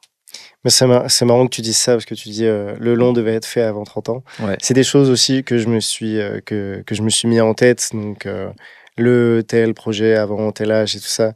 Et d'un côté, je pense que c'est important de se les mettre, mais de l'autre, faut faire attention aussi. Ouais, faut faire très attention parce que ça peut aussi mettre un côté culpabilisation, autoculpabilisation. Et c'est vrai que moi, j'aime bien parfois regarder les carrières de certains qui commencent tard. Absolument. Tu vois, il faut vraiment le garder en tête. Moi, ça m'a rendu malheureux parce qu'il y a pas mal de choses qui se passaient, c'était cool, mais c'est une pression qui fonctionne de tes 25 à tes 28, 29 ans, quoi. Ouais. Et après, tu sais que ça va être plus compliqué. Et parce que toutes les vies et toutes les carrières et tous les chemins sont différents, et ça, il faut juste l'accepter, et c'est pas du tout un mal. Et ça, au début, en fait, on se trompe. Ouais. On regarde beaucoup de carrières, on se dit je vais faire comme lui. Si j'ai pas fait comme lui, je suis mal. Ouais, c'est ça. Que tout le monde, s'il y a des gens qui nous écoutent et que ça intéresse d'avoir un conseil, tracez juste votre route en fait. Faites votre route. Bon, c'est pas forcément un super exemple, mais le mec qui a lancé McDonald's, il l'a fait à 53 ans, tu vois. Il a passé 53 ans d'échecs avant sa vie. Alors je dis pas que McDonald's c'est bien, mais ça veut dire que c'est un mec qui a essayé toute sa vie. Ouais. Après, c'était un gros connard. Tu parles du C'était un gros connard. Et d'ailleurs, vous l'avez dans The Founder, je crois. Ouais, le fondateur. Ouais, le fondateur. Comment il s'appelle déjà? Je me rappelle Croc. Il s'appelait Croc. Ouais, il a un nom vraiment. Il a un nom qui va bien avec son caractère. Mais c'est pour vous dire que, en fait, tracez juste votre route. Peut-être que vous aurez du succès à 53 ans. Complètement. Peut-être que. Morgan Freeman. Voilà, exactement. Ouais, genre, franchement, c'était 50. Et t'as plein d'acteurs comme ça que t'as. Enfin, pareil, c'est qui? C'est Christopher Waltz. Ouais. Putain, Christopher Waltz. Incroyable. Je suis désolé, ce mec-là. 50 ans, c'est ça. On avait jamais, enfin, sauf les gens qui sont vraiment cinéphiles et tout, mais ce mec-là, tu le connaissais pas avant qu'il perce avec Tarantino, tu vois. Pareil. Ouais, t'as aussi, comment il s'appelle, celui qui a joué dans Piège de cristal, le méchant. Oui. Et après. Celui qui a joué dans Harry Potter aussi. Exactement. Putain. Je l'ai sur le bout de la main. Non. Ceux qui nous écoutent, ils doivent nous le dire. Piège de cristal. Alan Rickman. Merci Flo, Alan Rickman. Alan Rickman, merci. Exactement. J'ai vu sans le téléphone, il l'a fait de tête. Et Alan Rickman, pareil, c'était quoi? C'était 45 ans. C'était. Et ouais, c'est vrai que pareil, Morgan Freeman, c'était sur Les Évadés. Les Évadés, avant, il a fait que de la figure et des mini rôles. Les Évadés, boum. Aujourd'hui, tout le monde connaît la voix de Morgan Freeman. Et je crois qu'il avait déjà les cheveux gris à l'époque. Il avait déjà les cheveux gris. Incroyable. Tu sais, c'est les mecs, tu les as connus comme Richard Gere, avec les cheveux blancs gris. Mais ouais, non, je pense que c'est des pressions comme ça que déjà parce que. Ouais, et tu sais, je rebondis sur l'âge. Ouais. C'est marrant parce que quand tu as dit ça, ça m'a rappelé un souvenir. Tu sais, à l'époque, c'était ça. J'avais fait des recherches sur Wikipédia, mais Marvin Hamlisch, qui est un compositeur hollywoodien qui est décédé aujourd'hui, mais voilà, qui a sévi dans les années, je pense, entre 50, 60, 70. Et c'était le plus jeune oscarisé de l'histoire en musique de film, tu vois. Et enfin, je pense que c'est un truc à la con que font tous les jeunes, c'est de se dire je voudrais être le plus jeune. C'est sûr. Et en fait, je m'étais dit, je crois qu'il a été oscarisé à 28 ans ou 29 ans, et je me suis dit putain, il faut que je sois avant lui, tu vois. Et c'est des trucs aujourd'hui qu'on trouve absurdes, c'est qui sont un peu, tu te dis, c'est un peu. Mais je trouve que c'est bien dans ta vie d'avoir des objectifs, et les objectifs sans date. Sont pas vraiment des objectifs. Tu vois ce que je veux dire. Et maintenant, tous les ans, par exemple, tu vois, moi je me dis, cette année, alors plus tu avances dans l'âge, plus tu comprends un peu comment se font les choses, et donc tu te fixes des objectifs qui sont de plus en plus atteignables, ou alors selon une chronologie, une priorité, pardon, dans l'atteignabilité du truc. Mais je pense qu'il te faut une date, il faut des objectifs réalistes. Et voilà, aussi, je pense que c'est ça en fait. C'est ça. Et en fait, le long métrage, malheureusement, c'est quelque chose que tu ne peux pas maîtriser. Absolument. C'est-à-dire que peut-être que demain, j'en sais rien, tu touches de l'argent, tu te dis, ok, je peux faire un cours, tu vas faire un cours que tu as écrit, que tu n'as jamais pu produire. Ce cours, tu gagnes 30 récompenses, tu fais Clermont, tu fais Sundance, j'en sais rien, tu vois, tu te fais repérer, et genre un an plus tard, tu es dans un bureau, dans une boîte de prod, soit parisienne, soit ailleurs, et en fait, on te donne ta chance, tu vois, et c'est un coup de chance, tu ne pouvais pas le prévoir, tu aurais dû avoir ton objectif, tu avais une chance sur 1000 de le remplir, en fait. Donc juste, il faut avoir des objectifs, il faut avoir selon l'importance et je dirais le contrôle que tu as sur ces objectifs, avec des dates plus ou moins fixes. Donc, voilà. Et après, il faut juste faire, en fait. Et moi, c'est pareil, tu vois, moi j'ai 36 ans, j'ai perdu du temps, j'en suis conscient, mais je me dis, c'est pas grave, en fait, je m'en fous. C'est si j'arrive à faire les films que je veux faire, si on me contacte de plus en plus et que j'ai 44 ans, je m'en fous en fait. Tu vois, moi, ce que je veux, c'est juste arriver sur mon lit de mort et de me dire, ok, enfin, j'ai pas trop de regrets. Toi, j'ai fait ce que je voulais de ma vie. J'ai réussi alors, j'ai pas fait tout ce que je voulais, ça c'est sûr. Je pense que c'est difficile de faire tout ce qu'on veut, mais j'ai pas de regrets. Je peux mourir tranquille, tu vois. Et Mais ça, ouais, aujourd'hui, je sais que je peux pas me dire ça. Demain, si Ouais, je suis sur un lit clairement d'hôpital, pas, ouais. je vais me dire merde, j'ai pas fait ce que je voulais. Mais il suffit de 2-3 films, tu vois, je sais que je vais me dire, voilà, là, j'ai fait ce que je voulais, quoi. Non, et puis le mindset change aussi au fur et à mesure, et bien avec sûr. les gens que tu rencontres, et la manière dont tu travailles, et la manière dont tu appréhendes aussi ce qui peut t'arriver. Euh, et non, enfin, pour rebondir sur ce que tu dis, Alex, c'est aussi le côté se mettre des objectifs avec des deadlines, mais des objectifs qui soient Réaliste, ouais, comme tu bien disais, sûr je Sinon, pense. réalistes, ça allait faire, ça a mais la qui conséquence participent à inverse. la construction de ce truc un peu final que tu peux voir, etc. Et Hmm, tu t'en rendras compte plus tard que tout ça, ça n'a pas été vain, hmm. et que ça a joué à la fabrication de ta carrière, ou de la manière dont tu construis tes films. Eh ben écoutez, on va finir sur une anecdote. Donc voilà, n'hésitez pas.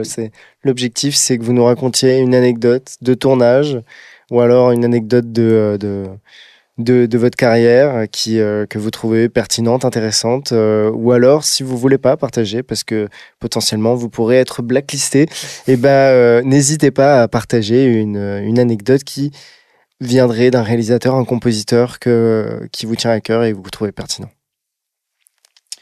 Non, mais j'ai une anecdote d'un film, mais je pense que tout le monde la connaît, mais je trouve ça assez cool. Mais j'aimerais bien en trouver une un peu plus perso. Non, mais je crois que l'anecdote de Indiana Jones qui sort son flingue, Ouais, ouais, tout le monde la connaît, il est celle-ci, malade. Il est évidemment. malade. Bah ouais, c'est ouf. Quand j'ai vu ça, je me suis dit, putain, mais c'est incroyable! Bah, vas-y, je la fais vite fait, comme ça tu peux réfléchir en Ça attendant. marche, vas-y, ouais. En gros, dans Indiana Jones, à un moment, pendant que on voit cet homme brandir son épée alors qu'ils sont dans le souk, et ben quand il sort son pistolet et qu'il tire sur cet homme, et ben ce n'était absolument pas prévu. Normalement, il devait y avoir toute une chorégraphie qui avait été répétée où il devait y avoir un combat de sabre. Sauf que malheureusement, notre très cher Harrison Ford, comme une grosse partie de l'équipe, était complètement malade parce qu'ils avaient mangé quelque chose, je sais plus ce que c'était, mais ils étaient tous malades. Et donc, il a dit, c'est hors de question qu'on fasse ce combat. Et donc, ils ont résumé ça avec, il sort son flingue et il tire sur le mec, et c'est devenu culte. Et c'est Voilà. culte. Bah ouais. Comme quoi, des fois, le plus simple Manger est des le trucs meilleur. pas Et bons. manger des trucs pas bons, ça te fait faire un film. Non, je l'ai pas encore. Vas-y, Alex, c'est Ben, toi celui-là. moi, j'hésite entre une anecdote d'un autre compositeur que j'admire qui s'appelle Jerry Goldsmith. Alors peut-être qu'on peut vite fait en raconter deux, des anecdotes. Je sais pas si je peux déroger vite fait à la règle, mais Jerry Goldsmith, voilà, qui compose la momie, Mhm. voilà. Et au moment de composer la momie, il se fait appeler par John McTiernan. Et il lui dit, enfin John McTiernan lui dit, bon écoute, là je viens de dégager, je crois que c'était Graham Rivel, je crois, du 13e guerrier. Désolé, on vient de le, enfin pas désolé, mais on vient de le dégager, la prod vient de le dégager, on doit refaire toute la musique et la musique doit être prête dans 20 jours. Et là, Jerry Goldsmith, il est déjà sur la momie et il dit vas-y, ok quoi. Donc en 20 jours, il rush pour finir déjà la momie, il fait le 13e guerrier, un film où on t'entend à l'orchestration qu'il n'a pas mis de bois, ou quasiment pas, parce qu'il n'a pas le temps, tu vois. Et genre, il a profité des sessions d'enregistrement en Angleterre à Air Studio de la momie pour juste après faire le 13e guerrier et juste nous pondre un des thèmes les plus fous de l'action des années 90 et des films de McTiernan. Le thème du 13e guerrier, pour ceux qui ne connaissent pas, allez-y, courez, mais c'est un thème d'une brutalité Ouais, très cool. incroyable. Et tu as juste envie de te lever, d'aller te battre contre des vikings ou des hommes des cavernes. Enfin bref, c'est un truc de fou. Donc ça, c'est l'anecdote d'un compositeur qui a été rushé par le temps d'une manière complètement inhumaine et qui nous a pondu un truc inhumain, tu vois. Ok. Mémorable. Comme Ouais, quoi, c'est des fou. fois, la contrainte est salvatrice. Et une autre anecdote très rapide, c'est sur The Sonata. Alors ça, c'est l'anecdote de l'expérience et de la confiance. On enregistre. Alors déjà, je compose toute la musique, tout est validé, tout est génial, que des maquettes, tu vois. On prépare les partitions, on enregistre avec l'Orchestre National d'Île-de-France. C'est un enregistrement qui est pas facile, qui n'a pas été très très facile tout le temps, mais on arrive à avoir le matériel pour mixer, etc. Et là, on fait une écoute à la prod des rushs de l'enregistrement. Et là, tout le monde fait la gueule. Moi, je sais, si tu veux. Je sais à quoi ressemble un orchestre quand c'est pas mixé, quand c'est pas travaillé. Il y a de la post-production, c'est comme une image qui sort d'un tournage, tu vois. Et là, les gens pensaient avoir le résultat final, voilà. en fait. Okay. Et en fait, je venais là sans pression, tu vois. Je savais qu'il restait tout le mixage, le mastering, tout ça. Enfin, bref. Et là, je vois tout le monde fait la gueule et tout le monde se tourne vers moi et fait « Mais ça va pas, là ?» Je fais « Pourquoi, les gars ?» Ça va pas, c'est pas du tout ce qu'on avait prévu, tu vois, c'est pas du tout ce qui sonne. Et là, je fais, mais les mecs, c'est normal, c'est pas mixé. Il me dit, mais mec, c'est pas possible que ce soit aussi loin de ce qu'on a fait, même avec le mixage. Je fais, mais si, croyez-moi. Et là, t'avais 4 bonhommes, dont le réal, dont Andrew, tu vois, qui me regardent et le prod Laurent et tout, qui sont des potes, tu vois. Maintenant, même à l'époque, on s'entendait bien, mais. Et il me regarde et me fait, mais mec, c'est pas possible, en fait. Il faut que tu nous prouves que quand ce sera mixé, ce sera comme ce qu'on avait prévu. Là, je fais, mais les gars, vous vous foutez de ma gueule, je vais passer au mois de juillet à pré-mixer le truc pour rien, pour qu'à la fin, vous soyez assurés que ça sonne exactement pareil. Donc, j'ai dû passer un mois à mixer le truc à l'arrache, mixer 40 pistes ou 50 pistes d'orchestre. Dans ton home studio, on n'est pas équipé pour ça, si tu veux, il faut aller dans des studios spéciaux, etc. Bien sûr, ouais. Et donc, j'ai dû faire tout un bordel. Et résultat, quand on est arrivé, alors j'ai réussi à les convaincre que ça allait fonctionner, tu vois. Parce que comme c'est un film qui tournait vraiment autour de la musique, il y avait une grosse pression. Et on est arrivé en Allemagne quand on a mixé la musique et ils se sont rendus compte que j'avais raison, si tu veux. Et donc là, on touche au sujet de la confiance dans tes collaborateurs. À quel point tu fais confiance aux gens, à quel point tu es conscient de leur savoir-faire, de leurs limites, mais aussi de leur savoir-faire. Et je pense que là, et Andrew, maintenant, je suis sûr que si on fait des films dans le futur, il te fera confiance. Il me fera confiance, tu vois. Et il me l'avait dit à l'époque, il m'a dit, mec, je te fais confiance, mais là, je te fais pas confiance. J'ai trop de pression. C'est mon premier film et il faut pas que je me foire, tu vois. Bien sûr. Bien sûr. Et toi, JP, ton anecdote ? Non, je l'aurais pas, parce qu'en fait, j'étais tellement happé par cette anecdote que je ne connaissais pas de la part d'Alex. C'est vrai qu'elle est cool. Ouais. Mais ouais, c'est vrai que la capacité de projection dont on doit faire preuve, tu vois, pour de la musique, c'est comme pour l'image, tu vois, des gens qui sont pas forcément habitués à, quand tu montres un truc, c'est une image qui est pas étalonnée, qui est toute grise, machin, etc., à des clients, enfin, tu vois, on peut le voir comme ça. Mais les couleurs, ça va pas, c'est normal, parce que c'est pas mixé en soi. Bien sûr. Mais d'un côté, tu vois, l'anecdote que j'ai racontée, moi, j'ai aucune condescendance pour les gens qui ont eu du mal à se projeter. Parce que moi, si j'étais à leur place, j'aurais pas pu réussir à faire ça. C'est juste que là, on était dans une... moi, j'ai le savoir-faire, j'ai des années d'expérience, j'ai enregistré, j'ai suivi tout le truc de A à Z. Donc, si tu veux, je sais comment ça va donner. Mais la personne lambda qui, hier, gérait les effets spéciaux en Allemagne parce que le budget, c'est chaud, tout ça, qui demain va gérer le distributeur et tout, c'est une personne, elle peut pas se projeter, tu vois. C'est vrai que c'est compliqué. Donc c'était à moi de compenser ça, ce manque d'anticipation qui était impossible d'anticiper, tu vois, c'est normal. C'est sûr. Écoutez, j'ai l'impression qu'on a répondu aussi à cette dernière partie parce qu'on a beaucoup abordé le sujet qui était les conseils qu'on pourrait donner à des personnes qui aspirent à devenir réalisateurs. Je pense qu'on pourrait résumer ça par faites, osez et mettez-vous des deadlines. C'est ça. Mais réalistes. Attention. Et battez-vous pour qu'on écoute ou on voit vos films. Exactement. Parce que sans ça, vous n'êtes rien, malheureusement. Prévoyez ça dans le budget, que ce soit dans les festivals et les choses clairement. comme ça. Oui, les festivals, c'est un vrai budget. Et faites des avant-premières pour les gens de vos équipes. C'est important aussi, c'est un travail collaboratif. Un film ne se fait pas seul, dans tous les cas. Ça, c'est clair et net. Ok. Même avec des Lego. Même avec des Lego. Même avec des Lego. Écoutez, merci beaucoup. Merci d'avoir participé à E-Action. Merci de nous avoir écoutés. N'hésitez pas à jeter un coup d'œil à la page Insta d'Oxyde de Fer. C'est grâce à eux que cette émission a pu voir le jour. Merci à Flo. Merci à vous les gars, c'était très bien. Merci Flo. Très bien. Pour le son. Et merci à la SACD pour les locaux. Merci à Chalico pour cette délicieuse chicorée nature sans caféine, un produit français. Incroyable. Voilà, donc si vous nous écoutez et que vous avez de l'argent... Ça va finir par marcher. Exactement. Écoutez, je vous remercie. N'hésitez pas à partager, à écouter les autres épisodes du podcast. Merci pour cet épisode exceptionnel que j'ai trouvé exceptionnel. J'ai vraiment passé un excellent moment avec vous. Je vous souhaite une bonne soirée ou une bonne journée.